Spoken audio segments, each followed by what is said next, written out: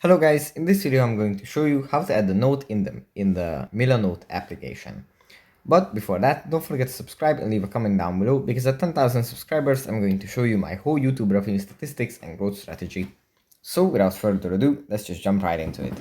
First we have to open up the Milanote app, and here it opens up in the Quick Notes menu. We can just tap on this little plus icon in the bottom right corner and add a note. We can even add the to-do list. We can even add images, and let's say we want to add a note about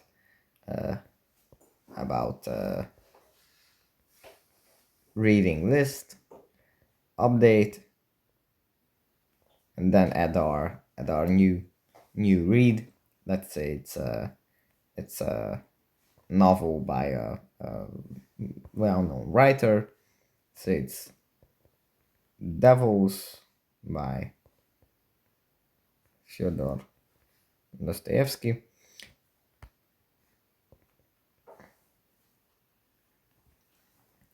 So yeah, that's how you add a note in the Milanote tab. Then you can customize it, and that's it for this video. Hope it was helpful for you guys, and I'll see you in the next one. Bye.